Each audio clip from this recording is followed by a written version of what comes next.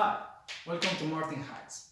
I'm passionate about helping people solving complex problems using simple solutions.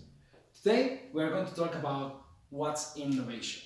I like to describe innovation as the art of creating something new and putting it into action. Now let's describe new. Most of the companies, let's say this is your company with your logo, are quite egocentric.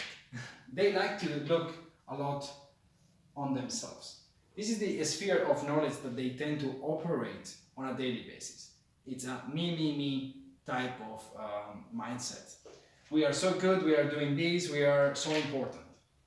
Now that sometimes at the very top level they like to take a look at the second sphere of knowledge, where they will look at, okay, what is our customer feedback, for example? What's happening in the market? And also what our competitors are doing best. So these are three things that also fall into a sphere of knowledge that tends to be around the first one. I would call these the status quo. And most companies operate around this model. They look at themselves a lot, sometimes they look a little bit around. However, now we can take a look at what is really outside of these spheres of knowledge. That is what is something new. What is something new is the ever-changing customer needs. And we cannot know the customer needs if we are asking our customers whether they think about our existing product, right? We need to go out there and be much more open and willing to listen to what people are actually needing. The second thing is disruptive technologies.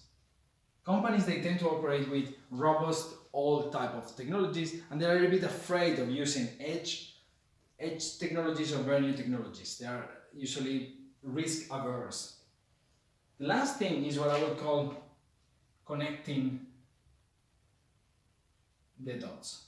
These are seemingly irrelevant pieces of knowledge that when put together they can completely disrupt an existing business model or how a company produces or designs a product. What is interesting is all of them, and even more important, the combination of these different factors of new, they tend to create what we call ideas. Now, ideas are worthless if they are not put into action.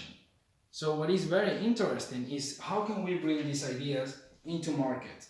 How we realize value through time.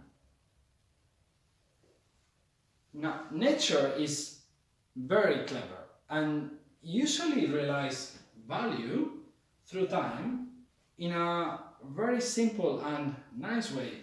It tends to use this S-curve, where it actually creates an organism. The organism tends to rapidly grow and scale, and it matures.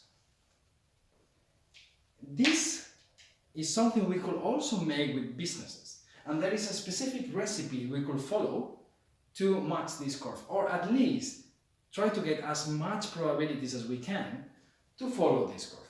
This is what we are going to be talking in the next video, so if you're interested, please subscribe. Thank you.